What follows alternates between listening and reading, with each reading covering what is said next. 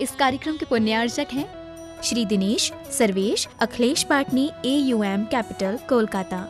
स्वर्गीय परम श्रद्धेय पंडित श्री रतनलाल जी बेनाड़ा की स्मृति में शंका समाधान के पुण्यार्चक है बेनाड़ा उद्योग limited in technical collaboration with NTE Korea AHL Jain group company. स्वर्गीय श्रीमती हेमलता बेन एवं इंद्रवदन चुन्नीलाल घिया, स्वाति एवं नीलेश घिया, अनीशी एवं Anish Ghiya. Vidyasagar consultancy, calibration of measuring instruments, HVAC validation, thermal mapping, office SF05 and 06, Shriji gold, near Narayan Gurukul circle, opposite Ballabh duplex Dabhoi, Waghodia ring road, बड़ोदरा 390025, गुजरात, इंडिया। नरेंद्र कुमार जैन, गुरु कृपा परिवार, रायपुर। स्वर्गीय श्रीमती मंगला, स्वर्गीय श्री जम्बू कुमार गांधी की पुण्य स्मृति में श्रीमती कल्पना धर्मपत्नी श्री भारत जम्बू कुमार गांधी निवासी निमगांव केतकी, तहसील इंदापुर, जिला Pune, Maharashtra. Creative seating systems, Pune. 29 सितंबर को श्रीमती अनीता जैन की पुण्य स्मृति में पुण्यार्चक परिवार श्री विनय जैन पति, शिखा जैन बेटी, सिद्धार्थ जैन देवता, V Shah and company, 475 Patparganj industrial area, Delhi.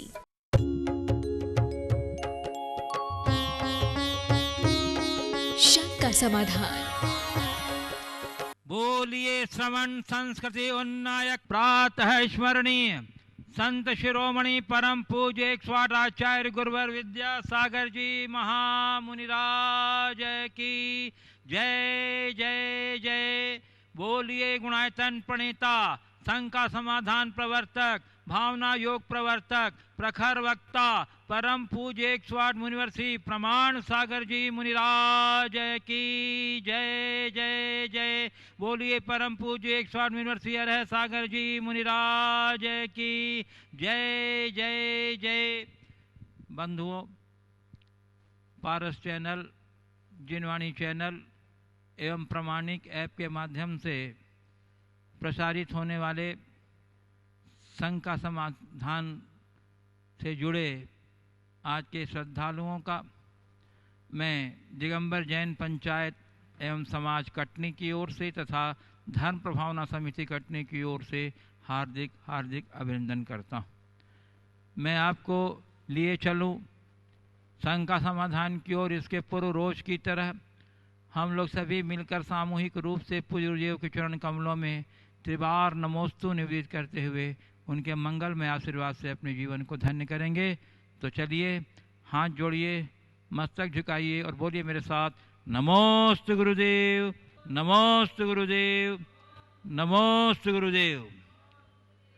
गुरुदेव, मैं आपकी अनुमति से प्रथम प्रश्न के लिए नाम प्रस्तुत कर रहा हूँ ऑनलाइन। ये चेन्नई तमिलनाडु से श्री अजय जैन कह रहे हैं। महाराज श्री, मेरा प्रश्न यह है कि इस अवसर्पणी काल के प्रथम पुरुष जो मोक्ष गए वे बाहुबली स्वामी, उनकी ख्याति बहुत है, पर अंतिम पुरुष जो मोक्ष गए जम्बू स्वामी, उनके बारे में बहुत कम प्रसिद्धि मिलती है, जबकि वे अभी अभी मोक्ष गए हैं करीब 2500 साल पहले। श्वेतांबर समाज के लगभग सभी मंदिरों में उनकी मूर्ति स्थापित है, पर दिगंबर समाज में उनकी उपेक्षा दिखती है, ऐसा क्यों? देखिए, जैन धर्म में हमारे मूल आराध्य 24 तीर्थंकर ही हैं और हमने मूल रूप से 24 तीर्थंकरों की ही आराधना की। यद्यपि हम वंदना अर्चना सभी अरहंत सिद्धों की करते हैं, पंच परमेष्ठी की करते हैं, नमोकार मंत्र में हम सभी अरहंतों को नमन करते हैं, लेकिन मंदिरों में मुख्य रूप से हमने 24 तीर्थंकरों की ही स्थापना की और यही हमारी पुरानी परिपाटी। जहाँ तक बाहुबली भगवान का सवाल है, तो बाहुबली चूँकि प्रथम कामदेव थे, महापुरुष थे, 1 वर्ष तक उन्होंने एक स्थान पर खड़े होकर महान तप किया और इस युग में सबसे पहले मोक्ष जाने वाले महापुरुष थे। इस वजह से बाहुबली भगवान की प्रतिष्ठा सर्वत्र हो गई और मुझे ऐसा लगता है कि गोमटेश बाहुबली की स्थापना के बाद इसकी तरफ रुझान और बढ़ा। यद्यपि बाहुबली गोमटेश के पूर्व भी बाहुबली की प्रतिमाएं यत्किंचित स्थापित रही है। वर्तमान में सहस्राब्दी महोत्सव के उपरांत बाहुबली भगवान का और प्रचार प्रसार हुआ और लोगों ने मंदिरों में स्थापित की, पर कहीं भी मूल नायक के रूप में बाहुबली को स्थापित नहीं किया गया।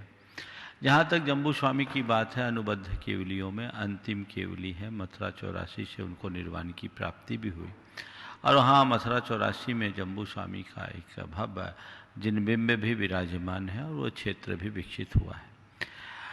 मंदिरों में विराजमान करने का अगर हम देखें तो ये तो फिर हम गौतम स्वामी की भी प्रतिमा क्यों स्थापित न करें, वो तो हमारे मूल गणधर हैं। फिर बहुत सारी बातें आएगी। हम ये मान के चले कि एक ही अरहंत में सबकी प्रतिमा स्थापित हो गई। मेरी तो यही सलाह है कि हमें मूल रूप से 24 तीर्थंकरों की ही स्थापना करनी चाहिए।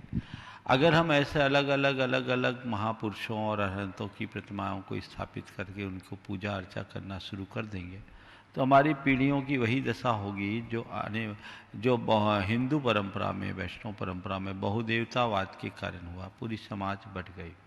हमें ये एकदम अच्छे से समझना चाहिए कि हमारे मूल आराध्य केवल और केवल 24 तीर्थंकर हैं, जिनकी प्रतिमा में ही हम सभी अरहंतों की वंदना मान लेते हैं। हाँ, एक परंपरा है खासकर दिगंबर परंपरा में, जहाँ से जिनकी निर्वाण अधिक हुए हैं वहाँ जम्बू स्वामी का जहाँ निर्वाण हुआ जम्बू स्वामी की प्रतिमा स्थापित हो गई। जहाँ जहाँ जिनके निर्वाण हुए वहाँ है। अभी कुछ लोगों ने 20वीं शताब्दी के अंत और 21वीं शताब्दी की शुरुआत में अंतिम 3 केवलियों की भी प्रतिमा स्थापित करने की एक परिपाटी चला दी है, लेकिन मुझे इसमें बड़ा खतरा दिखाई पड़ता है। कहीं ऐसा ना हो कि लोग कंफ्यूज होने लगे और हमारे मूल आराध्य की जो मूलभूत अवधारणा है उससे दूर हो जाए। इसलिए मैं तो बिल्कुल नहीं चाहूँगा कि हम जम्बू स्वामी की अलग अलग प्रतिमाएं स्थापित करें। हाँ, हम अपना इतिहास मंदिरों में चित्रित करें, उसमें हम उनका चित्र अंकित कर सकते हैं, जिसके आधार पर लोग जान सके कि हमारी ये जिन शासन की परंपरा यहाँ तक कैसे आई। लेकिन प्रतिमा स्थापित करना मुझे औचित्यपूर्ण प्रतीत नहीं होता, क्योंकि हमारे 24 तीर्थंकर ही हमारे लिए पर्याप्त है। पूज्य गुरुदेव, लखनऊ उत्तर प्रदेश से आदित्य जैन कह रहे हैं, महाराज जी, जब भगवान मोक्ष होने से पहले अपनी आत्मा का ध्यान करते हैं तब वो यह सोचते हैं कि मैं आत्मा और शरीर अलग है, या फिर कुछ और ध्यान करने से उन्हें मुक्ति की प्राप्ति होती है? देखिए, भगवान ध्यान लगाते वक्त क्या सोचते हैं जिसे उन्हें मुक्ति की प्राप्ति हो? जब तक सोचना है तब तक ध्यान नहीं, सोच से पार हो जाना ध्यान है। ध्यान रखिए, लोग ध्यान करते हैं और भगवान कहते हैं ध्यान करने की चीज़ ही नहीं है, ध्यान में तो डूबने की चीज़ है, ध्यान को जिया जाता है। वो सोचने, बोलने और करने की क्रिया से ऊपर उठ जाते हैं। सोचना, बोलना, करना तो एक प्रवृत्ति है। प्रवृत्ति से पार जाना, आत्मा का आत्मा में डूब जाना ही ध्यान है, जो परम ध्यान। और आत्मा को आत्मा में डूबा जाए, उसी से मोक्ष की प्राप्ति होती है, उसी से केवल ज्ञान होता है। इसलिए मन से हटा दीजिए कि भगवान क्या सोचते हैं। भगवान कुछ नहीं सोचते हैं, बस और बस केवल अपने आप में डूबते हैं। पूज्य गुरुदेव, छपरा बिहार से कुमारी अर्चना जैन पूछ रही हैं गुरुदेव कि आध्यात्मिकता क्या है, इसे आम इंसान अपने जीवन में कैसे धारण करे जिससे मनुष्य का जीवन सफल बन सके। आध्यात्मिकता की साधना का आसान तरीका क्या है जिसे हम सभी धारण कर सकते हैं? देखिए, अध्यात्म शब्द क्या? आत्मने अधि अध्यात्म। आत्मदृष्टि के साथ जीवन जीना और जीवन में अंतर्मुखता की वृद्धि करना आध्यात्मिकता है। आध्यात्मिकता का अर्थ ये नहीं कि आप सबसे दूर हट करके जंगल में बैठ जाएं। आध्यात्मिकता का मतलब यह है कि जीवन को, असलियत को पहचानते हुए अपनी दृष्टि को अपनी आत्मा की शुद्धि की ओर केंद्रित करें, अपने वास्तविक स्वरूप को जानें और देह से भिन्न आत्मदृष्टि के साथ अपना जीवन जीने की कोशिश करें। यह आध्यात्मिक वृत्ति हर किसी के जीवन में आ सकती है, बशर्ते उसके अंदर अध्यात्म दृष्टि हो। आत्मदृष्टि हो। तो वो जगह आपने पूछा है इसका सबसे सरल तरीका क्या है। आध्यात्मिक होने का एक ही सूत्र है, सबके बीच रहो, स्वयं में रमो। अपना विवेक जागृत रखो, हर पल केवल एक बात को अपने मन मस्तिष्क में अंकित करो, मैं कौन हूं, मेरा क्या है। यदि इतनी सी बात का ख्याल आपके मन में हुआ तो फिर आपको आध्यात्मिकता से कोई परेशानी नहीं होगी। पूज्य गुरुदेव, छपरा बिहार से ही कुमारी दृष्टि राज कह रही हैं, महाराज श्री मैं 12 वर्ष की छात्रा हूँ और वर्ग 7 में पढ़ रही हूँ। मैं रोज भावना योग करती हूँ। मैं ऐसा क्या करूं कि अपने लक्ष्य को आसानी से पा सकूं? ऐसा क्या करूं कि अपने लक्ष्य को आसानी से पा सकूं? सतत भावना योग कर रहे हैं, अपना अच्छा लक्ष्य बनाओ और अच्छा लक्ष्य बनाने के बाद उसे प्राप्त करने के लिए निरंतर प्रयत्नशील रहो और अपने उत्साह को बरकरार रखने के लिए हर पल ये सोचो मुझे अपना लक्ष्य पाना है। और एक बात ध्यान रखो, जो लक्ष्य आप पाना चाहते हैं आप उसी के विषय में सोचिए, उसी के विषय में बात कीजिए, हर पल अपने आप को उसी धुन में लीन कर दीजिए। देखिए आप अपने लक्ष्य को कितनी सहजता से प्राप्त कर सकते हैं। पूज्य गुरुदेव, नांदगांव महाराष्ट्र से सुजाता जैन पूछ रही हैं, हम अपने घर में कुल परंपरा से चली आ रही मिथ्या मान्यताओं एवं क्रियाओं से तथा उसकी अनौचित्यता एवं अज्ञानता से घर वालों को कैसे समझाएं, जबकि उन्हें भय रहता है कि प्रचलित परंपरा को छोड़ देने से अनिष्ट हो जाएगा। देखिए, जिनका चित्त भय और लोभ से ग्रसित है वे ही अंधविश्वासों में पड़ते हैं। तो हमें उनके अंधविश्वास को मिटाने से पहले उनके मन के भय को मिटाना चाहिए, उनके मन के लोभ को मिटाना चाहिए। और किसी भी व्यक्ति के भय और लोभ को हम तभी मिटा सकेंगे जब उनके भीतर हम एक आध्यात्मिक दृष्टि विकसित करेंगे और कर्म सिद्धांत के प्रति उनकी आस्था को जगाएंगे। मेरी सलाह है कि उनसे चीज़ें छुड़ाने की जगह उनकी आंखें खोलने की कोशिश करें। आंखें खुल जाएगी तो उनका सारा भय अपने आप दूर होगा और फिर वे साहस भी कर पाएंगे और जैसा आप चाहती हैं वैसा हो भी सके।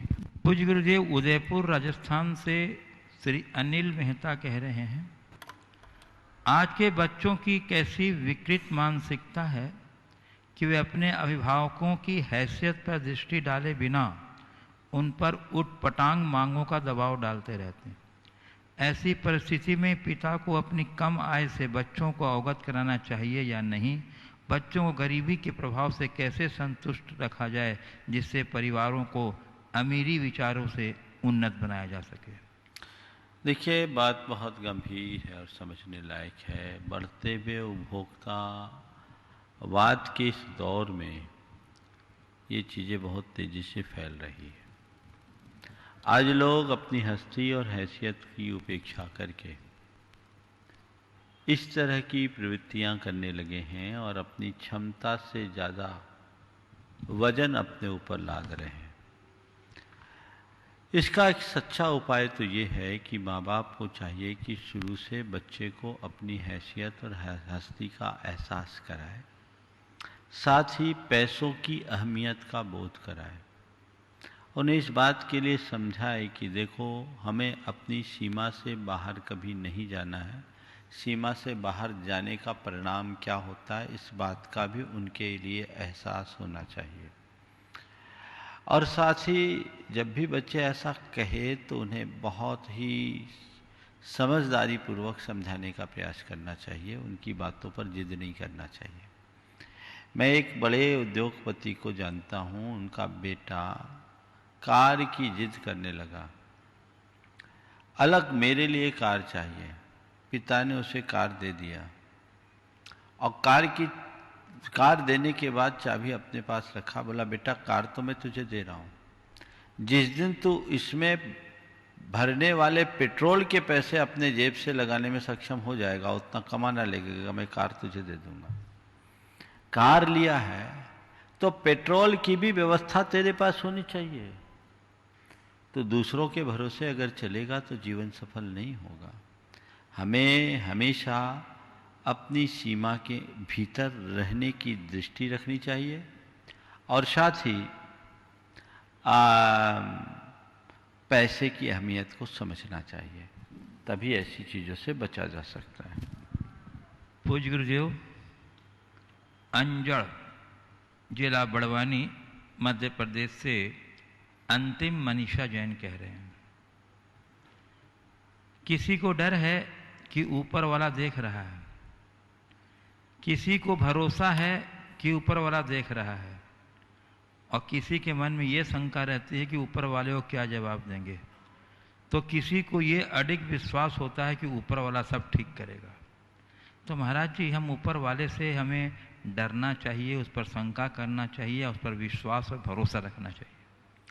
ऊपर वालों से डरना चाहिए, शंका करना चाहिए, विश्वास करना चाहिए, भरोसा करना चाहिए। चार वाक्य बड़े अच्छे कही। किसी को डर है, ऊपर वाला क्या करेगा, किसी को भरोसा है, ऊपर वाला सब ठीक कर देगा, ऊपर वाला तीसरी किसी को शंका है कि ऊपर वाला सब देख रहा है, और चौथा क्या, और ऊपर वाले को क्या जवाब देंगे, और चौथी बात क्या कही, अडिग विश्वास होता है कि ऊपर वाला सब ठीक करेगा। हाँ, क्या करना चाहिए इन चारों में, शंका, भरोसा, विश्वास और विश्वास, डर डर डर डर।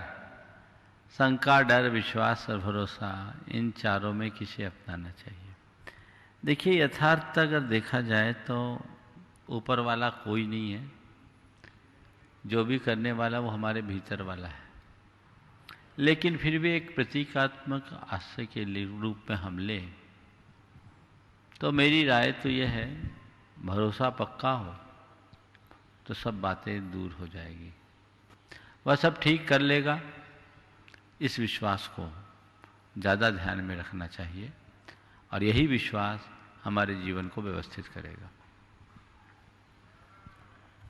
पूज्य गुरुदेव, कटनी मध्य प्रदेश से लालचंद जैन, पूर्व मंडी सचिव कटनी, कह रहे हैं, महाराज जी, मेरी और अन्य बहुत से अभिभावकों की समस्या है कि आजकल बहुत से लड़के लड़कियों की उम्र कहीं मंगल होने के कारण, कहीं गम गुण मिलान होने के कारण 30 से ज़्यादा बढ़ती जा रही है, जो समाज के लिए बहुत बड़ी समस्या है। कहीं शादी की बात चल रही होती है और पंडित जी के पास कुंडली मिलान करने और शादी की लगन यानी तारीख पूछने जाते हैं तो पंडित जी कहते हैं इस कुंडली में मंगल है और कम गुण मिलान हो रहा है।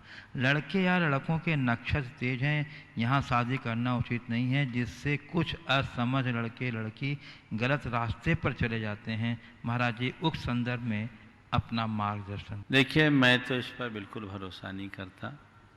मैंने ऐसे अनेक उदाहरण देखे हैं जिनके 36 गुण मिले हैं और 36 का आंकड़ा है, और बहुतों को ऐसों को भी देखा है जिनने कुंडली नहीं मिलाई पर जीवन की कुंडली मिल रही है और शानदार पारी चल रही है। शायद भल्लू काका की भी यही स्थिति, बिना मिलाए शादी की और शादी की 50 साल की शानदार पारी, अभी 50 हो गए पूरे, बाकी है 50 पार कर चुके और शानदार चल रहा है। तो ये उदाहरण है। तो कहने वाला अभी दोनों नॉट आउट है, बढ़िया चल रही। तो ये चीज़ें हैं, तो इन पर मैं तो विश्वास नहीं करता। अब जिनका मनोबल कमज़ोर है वो विश्वास करते हैं, उन चक्करों में कई लोगों को मैंने देखा है अच्छे अच्छे संबंधों को छोड़ देते हैं। ये एक प्रकार की कमजोरी है। मेरा मानना है कि आज के दिन में तो जन्म कुंडली प्रासंगिक है ही नहीं। क्यों नहीं है? मैंने अनेक बार बोला, क्योंकि अब जन्म ही नैसर्गिक नहीं है। अब तो जन्म बाद में होता, कुंडली पहले बन जाती है, पहले से डायरेक्ट डेट दे देता है, ऑपरेशन से बच्चे होते हैं, तो फिर कुंडली का मतलब क्या? दूसरी बात, पहले बच्चों का जन्म घरों में होता था, तो तो वहाँ की उसकी जन्मपत्री वहाँ के अक्षांश देशांश से होती थी। अब तो सबका अस्पतालों में होता है। अब मान लीजिए कटनी या जबलपुर जैसी जगह है तो यहाँ 100-200 किलोमीटर के एरिया के लोग आकर के यहीं डिलीवरी कराते हैं। और हो सकता है कई लोग हैं जिनको यहाँ नहीं, तो बोला भैया हमको मुंबई करना है, हमको दिल्ली करना है। अब वहाँ आदमी जन्म लेगा तो व्यक्ति कटनी का था और उसकी डिलीवरी दिल्ली में हो रही है, तो जन्मपत्री तो दिल्ली के बनेगी। तो ये स्वाभाविक कहाँ हुआ? हाँ, कोई व्यक्ति स्वाभाविक तौर से कहीं यात्रा पर जाए और वहाँ उसका जन्म हो जाए तो वहाँ से जन्मपत्री बने, कोई दिक्कत नहीं। लेकिन इस तरह अपने चॉइस से ऐसे स्थानों का चयन करना। फिर दूसरी बात, मान लीजिए 1 तारीख में, एक दिन में अगर एक शहर में 1000 बच्चों का जन्म हुआ, मान लो 100 बच्चों का भी जन्म हुआ, एक टाइम पर अगर 100 बच्चों का जन्म हुआ है तो 100 का अक्षांश देशांश मिलाकर उनका इष्टकाल निकाला जाएगा तो सबका एक सा बनेगा। अगर उसी टाइम ड्यूरेशन में हुआ है तो सबकी जन्मपत्री एक हो गई। हाँ, सबकी जन्मपत्री एक हो गई। हाँ हाँ, एक बता रहा हूं, अभी आ रहा हूं आगे। सबकी जन्मपत्री एक हो गई। तो अब जन्मपत्री में इतना दिमाग लगाने की क्या बात? अभी नीचे से कह रहे हैं देव कुमार जी कि वो पंडित लोग अपनी कुंडली नहीं मिलाते हैं। वो तो है ही ऐसा काम। अपनी कुंडली क्यों मिलाए? उनको को पता है ज्योतिष है सही, लेकिन अब अप्रासंगिक हो गया। और ये बताओ कर्म के आगे किसका योग चलता है? रामचंद्र जी का विवाह कितने अच्छे मुहूर्त में किया गया था और विवाह के बाद ही पासा पलट गया। कहाँ है मुहूर्त? सब धरा रह गया। इसलिए कहते हैं कर्म गति तारे ना ही टरे, योगी वशिष्ठ सम ज्ञानी पंडित वच बच लगन धरी, कर्म गति तारे ना ही टरी। तो इन बातों को हमें ध्यान में रख करके चलना चाहिए और इसी के बल पर अपना क्रम आगे बढ़ाना चाहिए, तभी हमारा सब कुछ करना सार्थक होगा। जिनका मनोबल कमज़ोर है वो ऐसे ही इंतज़ार करते रहें। मैं हमेशा कहता हूँ कुंडली मत मिलाओ, मेंटल वाइब्रेशन मिलना चाहिए, जिनसे मिलकर आपको लगने लगे कि ये संबंध हो जाए तो सबसे उत्तम। समझ लो सब कुंडली मिल गई, समझ गए? वेवलेंथ मिलनी चाहिए, तब आप अपने जीवन को ज़्यादा सफल और समर्थ बना सकेंगे। पूज्य गुरुदेव, गया बिहार से श्री देवेंद्र कुमार जैन अजमेरा FOI पूछ रहे हैं, गुरुदेव प्रबल भावना है कि मैं दूसरी प्रतिमा का व्रत ग्रहण करूं, परंतु उतनी दृढ़ता नहीं आ पा रही है। तो गुरुदेव, क्या व्रत ग्रहण करने और न करने में भी पूर्व पुण्य पाप का उदय कारण पड़ता है, जबकि प्रायः सभी अनुकूलताएं उपलब्ध हैं? यदि पड़ता है तो अनुकूल कर्मोदय के लिए क्या करना चाहिए? ये पुण्य पाल के पाप के विचारों में जब तक लगे रहोगे, कर्मोदय के विचारों में जब तक लगे रहोगे, कोई व्रत नहीं ले पाओगे। और जिस दिन ठान लोगे उस दिन सारा व्रत ले लोगे। मन बना लो कि बस मुझे लेना ही है, और एक बार चरणों में आकर के ले लोगे तो जितने भी तुम्हारे मन के संकल्प विकल्प है तत्क्षण खत्म हो जाएंगे। जब सब प्रकार की अनुकूलताएं साथ में है तो दुविधाएं क्यों? ये सोचो कि अब मेरा जीवन थोड़ा सा बचा, मुझे लेना है तो लेना ही है। शुभ भाव और विचार जब भी मन में आए तत्क्षण उसे पूरा करने के लिए संकल्पित हो जाए। आपने जैसे संकल्प लिया उसका परिणाम तुरंत पूरा होगा। पूज्य गुरुदेव, सतना से दिव्या जैन कह रही हैं, महाराज जी जीवन चक्र क्या है, इसे कैसे समझें, और ये सदा चलता ही रहता है या कभी रुकती भी है? जीवन चक्र क्या है, इसे कैसे समझे?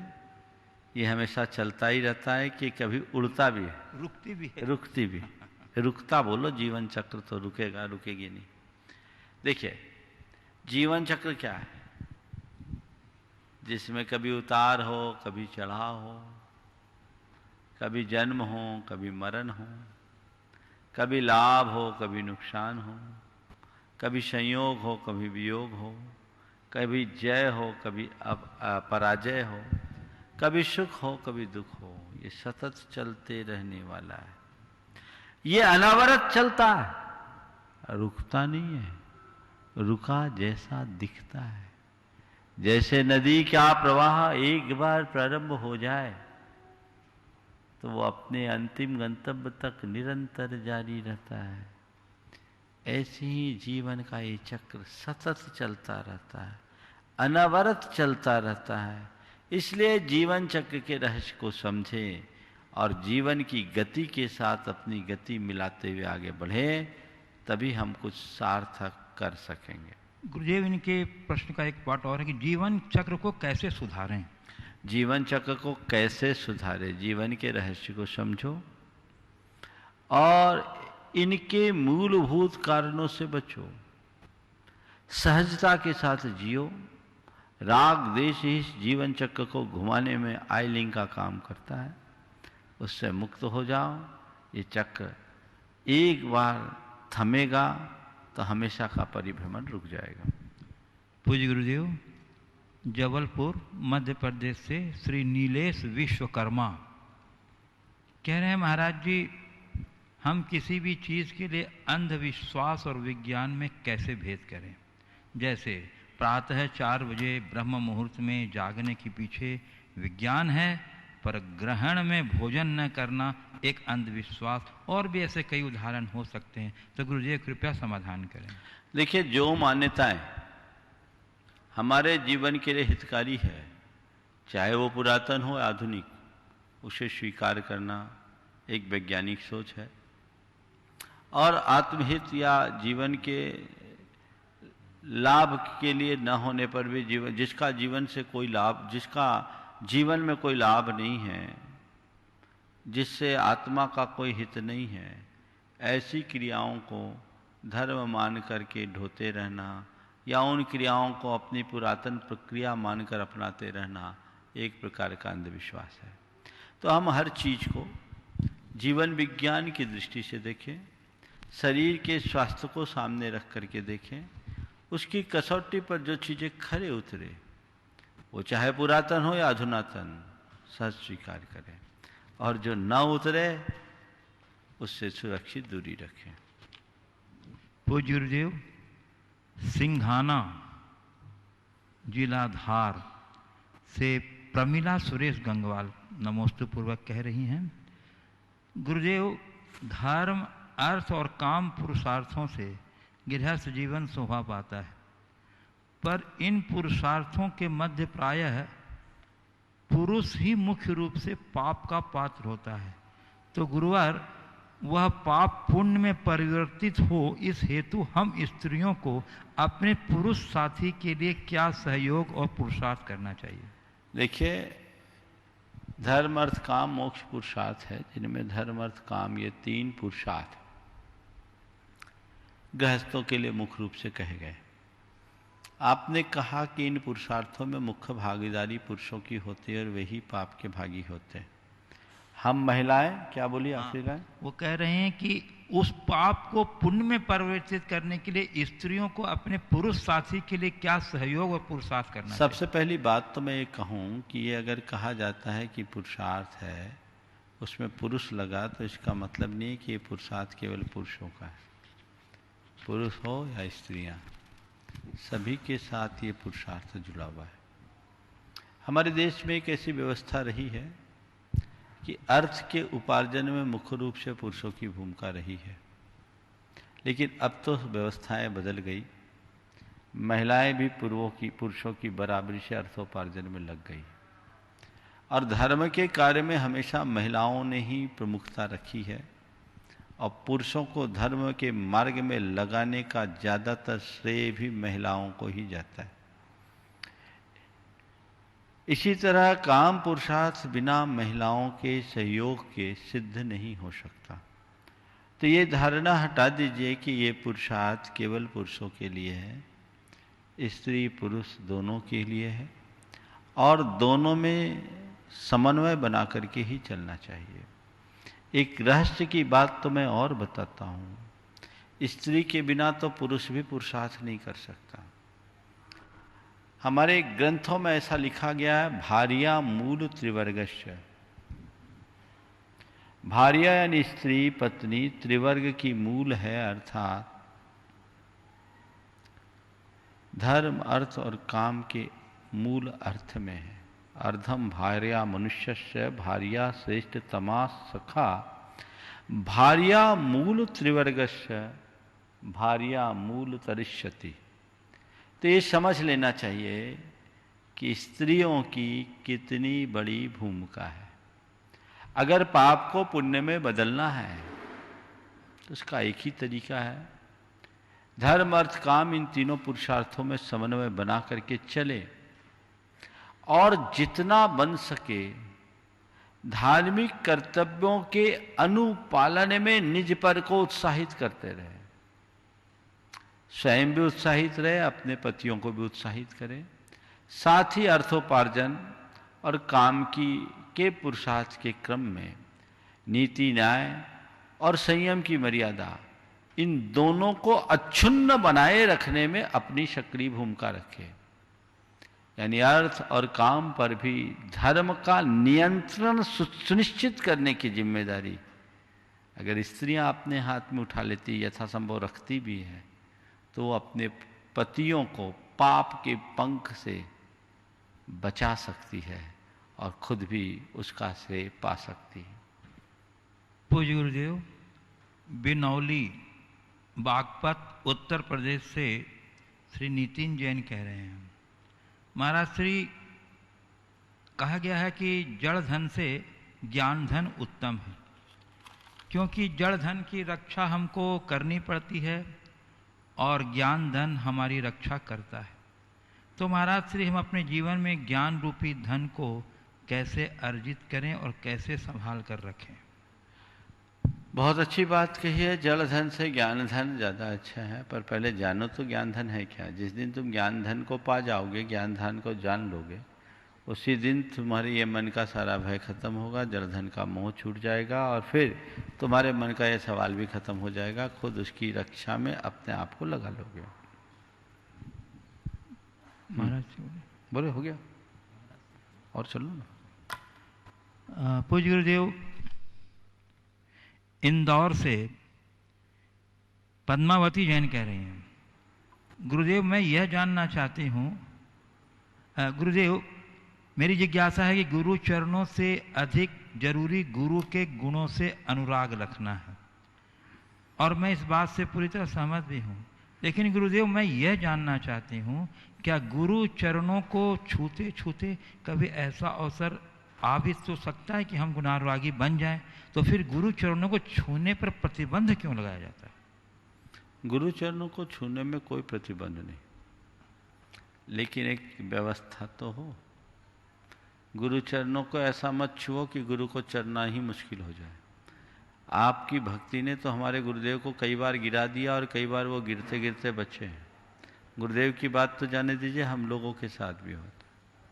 तो ये चीज़ें देखना चाहिए।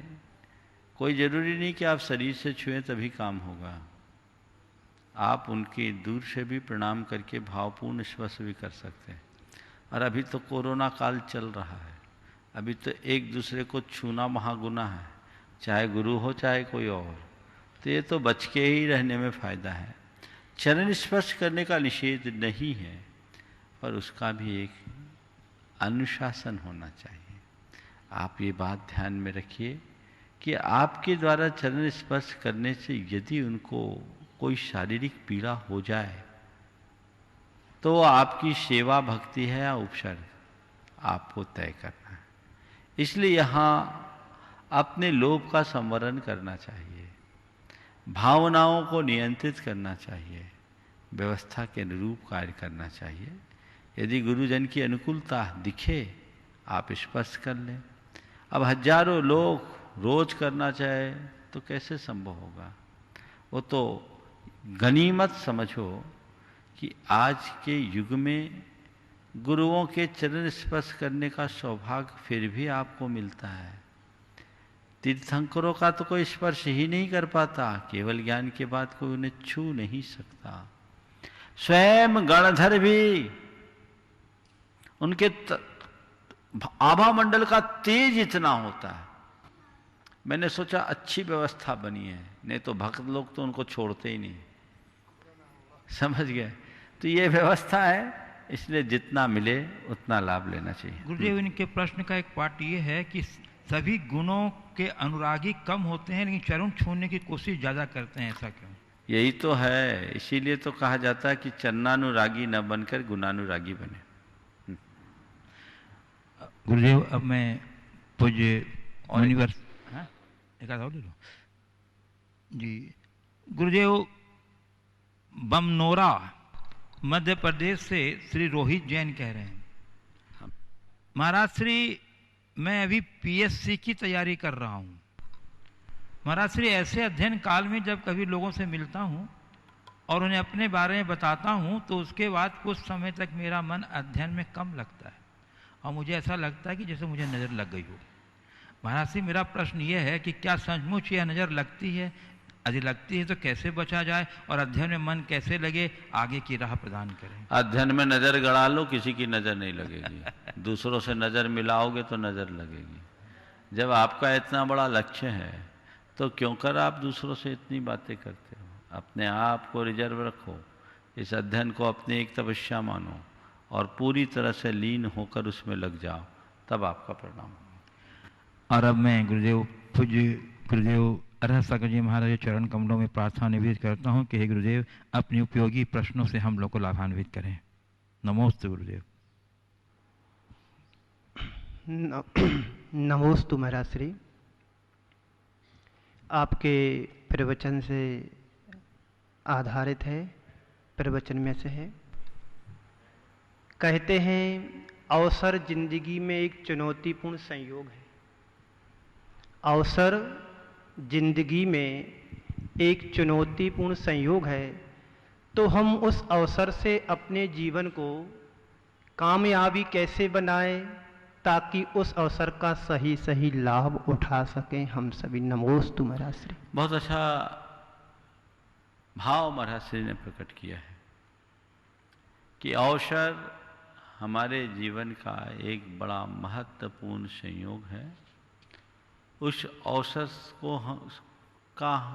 अवसर को हम कामयाबी में कैसे बदलें जिससे उसका लाभ उठाया जा सके।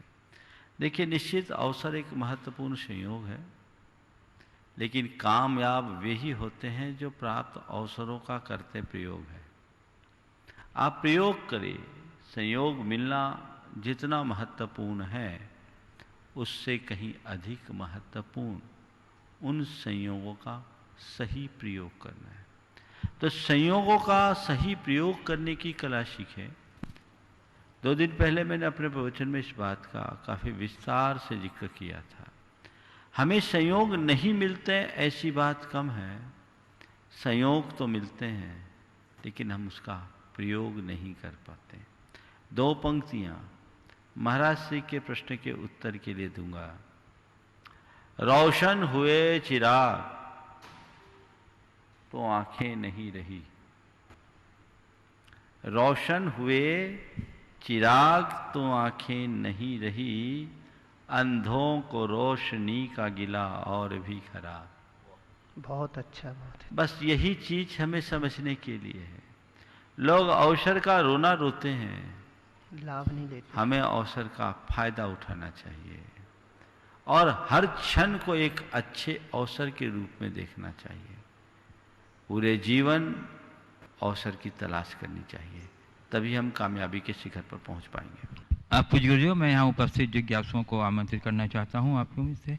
प्रथम प्रश्न के लिए कुमारी चारू जैन, बाहुबली कॉलोनी, और उसके बाद तैयार रहेंगे श्री देव कुमार जी, ममता रानी जैन, शास्त्री परिवार कटनी। और जब तक गुरुदेव ये आ रहे हैं, एक प्रश्न आ गई। गुरुदेव के चरणों में मेरे और मेरे परिवार की ओर से त्रैवा नमोस्तु। गुरुदेव, जब हम बच्चे अपने करियर को लेके कभी डिमोटिवेट होते हैं या किसी परेशानी में होते हैं तो हमारे पेरेंट्स हमें हमेशा सपोर्ट करते हैं। गुरुदेव, मैं ये जानना चाहती हूँ कि जब हमारे पेरेंट्स किसी बात को लेके परेशान होते हैं, कोरोना काल में इकोनॉमिकली परेशान होते हैं, तो हमें उन्हें कैसे मोटिवेट करना चाहिए और कैसे सपोर्ट करना चाहिए ताकि वो हताश ना हो और हमारा कर्तव्य बनता है उनके प्रति। देखिए, मोटिवेट कोई भी किसी को कर सकता है। अगर पेरेंट्स हमें मोटिवेट करते हैं तो बच्चे भी पेरेंट्स को मोटिवेट कर सकते हैं, बशर्ते वो मोटिवेट होने के लिए राजी हो। आप तो बच्चे हैं। हमने ऐसे अनेक प्रसंग देखे हैं जिसमें पशु पक्षियों से लोग मोटिवेट हुए हैं और सफलता के शिखर को छुए हैं। प्रकृति से मोटिवेट हुए हैं और अपनी आत्मा का कल्याण किया है। हमारे अनेक तीर्थंकरों ने बादलों के विघटन को देखकर वैराग्य का मार्ग अपनाया। बुद्ध को एक लोमड़ी ने मोटिवेट किया। बुद्ध के विषय में ऐसा कहा जाता है कि बुद्ध ने जब कठोर मार्ग अपनाया, ऐसा कहा जाता है कि बुद्ध पहले दिगंबर मुनि की चर्या का पालन करते थे। एक लंबा समय बीत गया, उन्हें उपलब्धि नहीं हुई तो वो हार गए। वे वापस अपने घर लौटने के लिए आ गए। रास्ते में उन्हें प्यास लगी, वे एक तालाब में पानी पीने के लिए गए तो देखते क्या है, एक लोमड़ी अपनी पूंछ बार बार तालाब में डाल रही है और बाहर झड़ा रही है। पूंछ तालाब में डाले, बाहर झाड़े, तालाब में डाले, बाहर झाड़े। बुद्ध को बड़ा आश्चर्य हुआ और उन्होंने लोमड़ी से पूछा कि तू ये क्या कर रही है? बोले क्या करूं, मैं बदला ले रही हूं। बोले क्या मामला?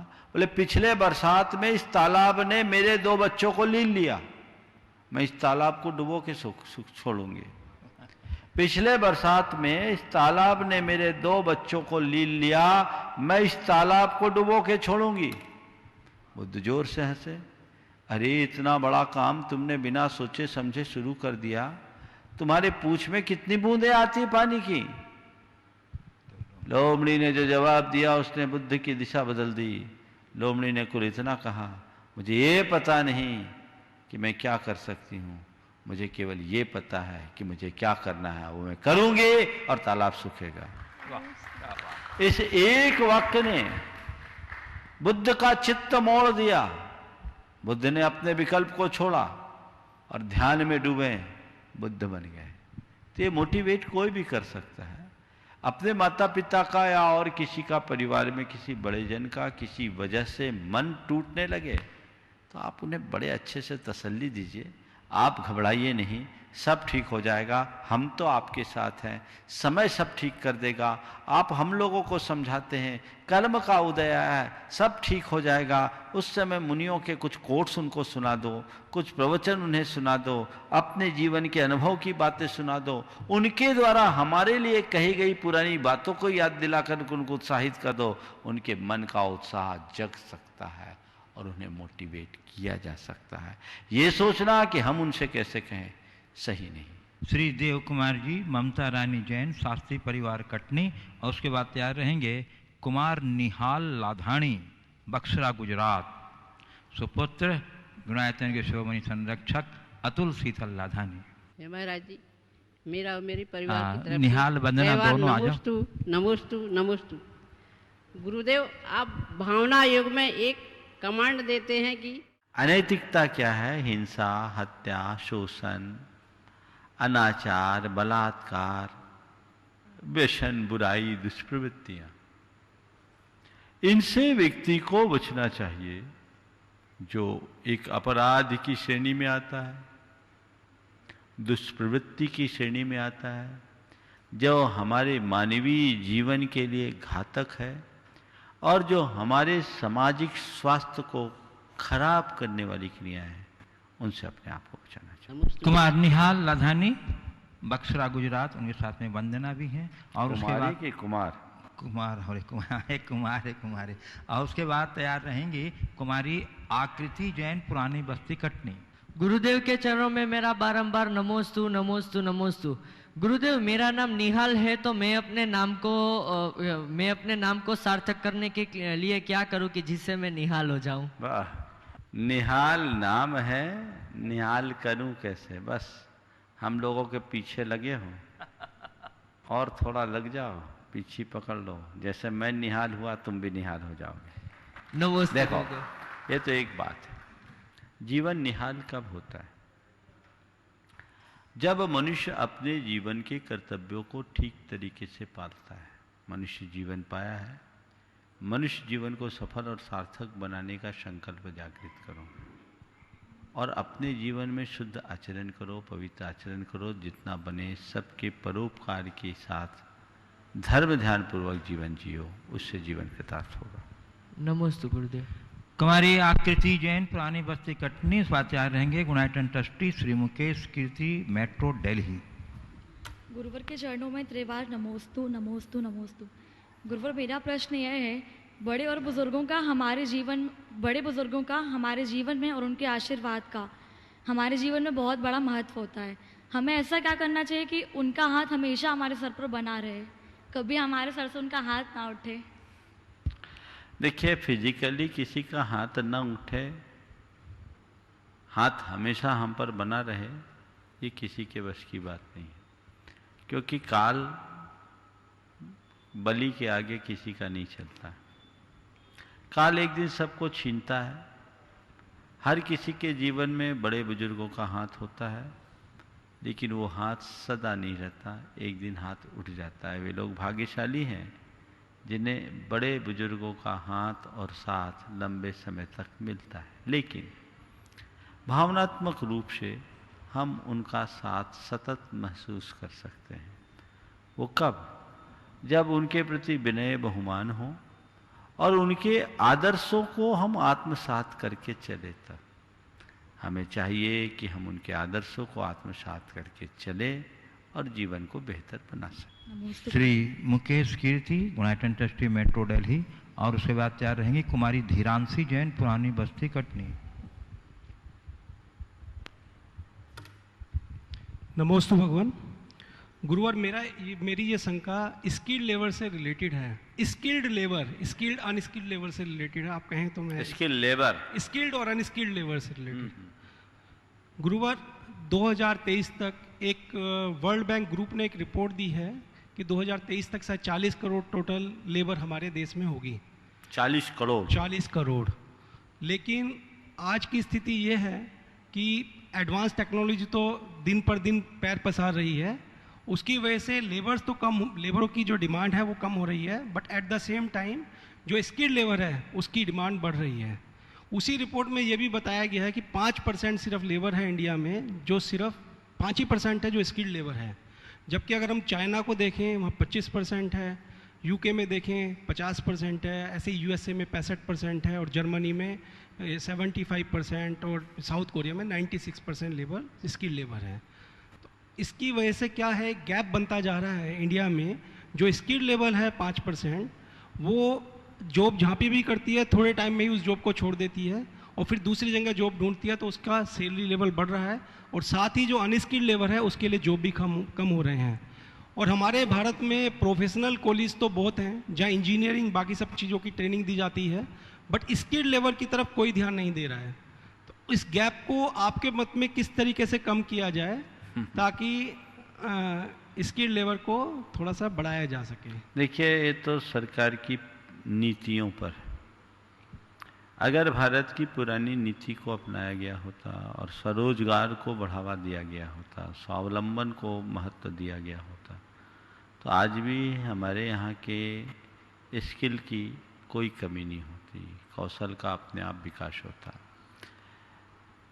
सरकारों को इस तरफ ध्यान देना चाहिए। हालांकि कुछ बातें ऐसी सामने आई है, लेकिन जो आज आपने पूरा का पूरा फिगर बताया कि भारत में 5%, चाइना में 50%, यूके में 25%, यूके में 50%, अमेरिका में 65% और 75% कहाँ है? जर्मनी में। तो ये असंतुलन बहुत बड़ा असंतुलन है और भारत के विकास के लिए इसकी बहुत ज़रूरत है। ये नीतियाँ सरकारों को बनानी चाहिए और सरकारें इस बैंक की तरफ ध्यान न देकर यदि कौशल के विकास में कुशलता दिखाए तभी इसका परिणाम आएगा। नमोस्तु। कुमारी धीरांशी जैन, पुरानी बस्ती कटनी, तैयार रहेंगे कुमारी ईरिया जैन, पारस ट्रेडर, सतना। गुरुदेव, आपके चरणों में मेरा बारंबार नमोस्तु। गुरुदेव, धैर्य और संतोष एकात्वाची हैं या भिन्न? और गुरुदेव, हमें कहाँ धैर्य और कहाँ संतोष रखना चाहिए ताकि हम बच्चों की प्रकृति अवरोध ना हो? बहुत अच्छा सवाल। धैर्य और संतोष एकार्थवाची है या भिन्न भिन्न? पहला सवाल। और दूसरा, हम बच्चों को कहाँ धैर्य रखना चाहिए और कहाँ संतोष, ताकि हमारी प्रगति अवरुद्ध न हो। देखिए, धैर्य और संतोष सामान्य रूप से एकार्थवाची माने जाते हैं, पर दोनों में थोड़ी भिन्नता भी है। धैर्य का मतलब है उतावलापन न करना, और संतोष का मतलब है लालच में न फंसना। लालच और उतावलापन में जितना अंतर है, उतना ही अंतर धैर्य और संतोष के अंदर है। तो हमारे मन में धैर्य हो, यानी हम अपनी भावनाओं पर नियंत्रण रख करके काम चलें, और बहुत ज़्यादा लालच न हो, जो हो वो हम उतने में संतुष्ट रखें।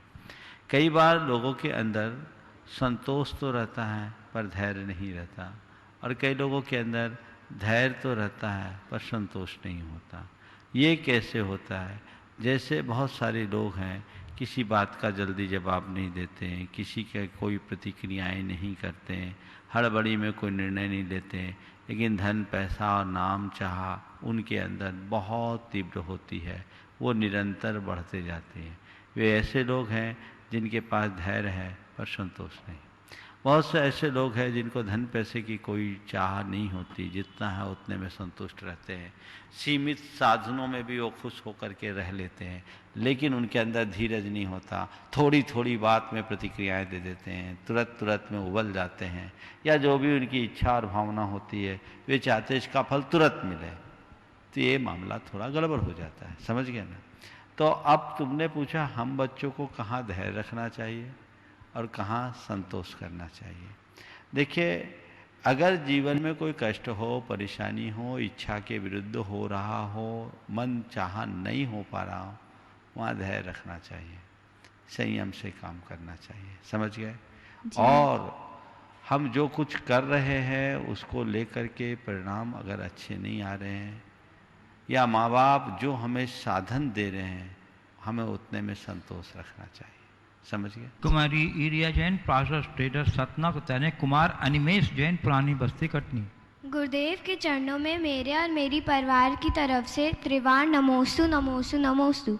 गुरुदेव, मेरा यह प्रश्न है कि मेरे मन के अनुसार कभी कुछ नहीं होता है तो मैं बहुत उदास हो जाती हूँ और कभी कभी गुस्सा भी। तो गुरुदेव, मेरे को इसके लिए क्या करना चाहिए?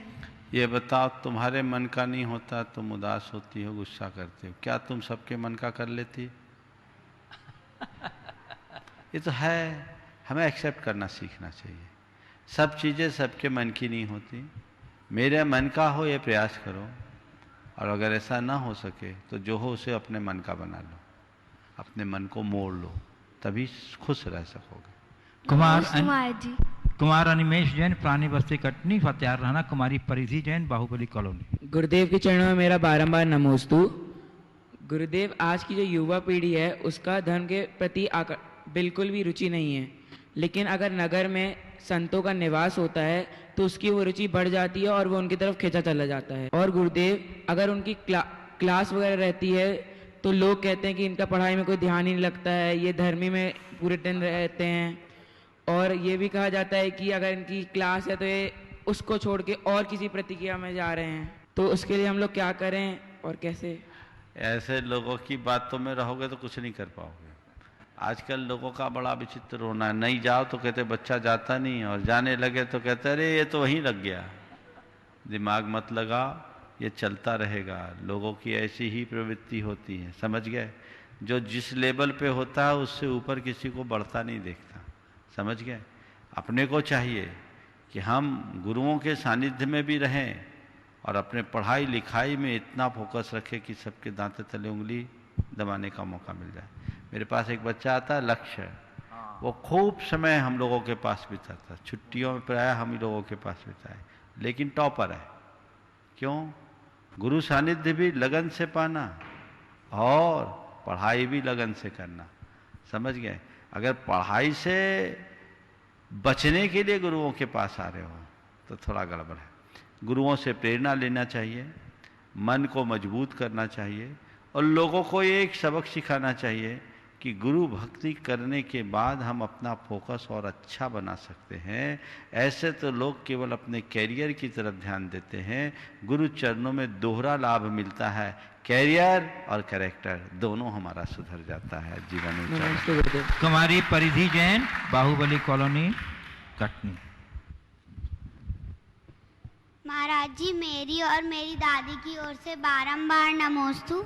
महाराज जी, मैं प्रतिभा स्थली में पढ़ना चाहती हूँ, लेकिन बहुत से लोगों का कहना है कि हिंदी में पढ़ोगी तो फ्यूचर में स्कोप बहुत सीमित है। तो महाराज जी, क्या यह सच है और ऐसे लोगों को क्या जवाब देना चाहिए? उनको यहाँ से प्रतिभा स्थली ले जाओ और उनमें कहो, एक मेरे क्लास की इंग्लिश मीडियम की लड़की की इंग्लिश और वहाँ पढ़ रही हिंदी मीडियम की माध्यम की बच्ची की अंग्रेजी, दोनों से तुलना करा के देख लो।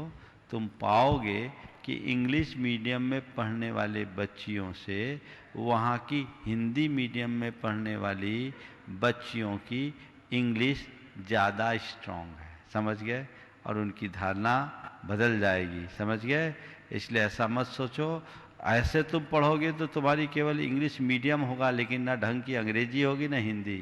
पर वहाँ पढ़ोगी तो हिंदी भी, अंग्रेजी भी और संस्कृत भी, त्रिभाषाई शिक्षा की प्राप्ति होगी। समझ गए? इसलिए वहाँ कोई कमी नहीं है, जरूर जाना चाहिए। इस प्रकार आज के सत्र को परम पूज्य आचार्य गुरुवर के चरणों में नमन अर्पित करते हुए यहीं पर विराम। बोलिए परम पूज्य आचार्य गुरुवर श्री विद्यासागर जी महाराज।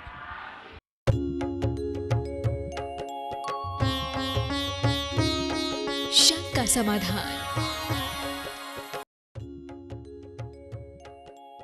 इस कार्यक्रम के पुण्यार्चक थे श्री दिनेश सर्वेश अखिलेश पाटनी, AUM कैपिटल, कोलकाता। स्वर्गीय परम श्रद्धेय पंडित श्री रतनलाल जी बेनाड़ा की स्मृति में शंका समाधान के पुण्यार्चक है बेनाड़ा उद्योग limited in technical collaboration with NTE Korea, AHL Jain group company. स्वर्गीय श्रीमती हेमलताबेन एवं इंद्रवदन चुन्नीलाल घिया, स्वाति एवं नीलेश घिया, अनीशी एवं Anish Ghiya, Vidyasagar consultancy, calibration of measuring instruments, HVAC validation, thermal mapping, office SF05 and 06, Shriji Gold, near Narayan Gurukul Circle, opposite Ballabh Duplex, Dabohi, Wagodia Ring Road, Badodara 390025, Gujarat, India।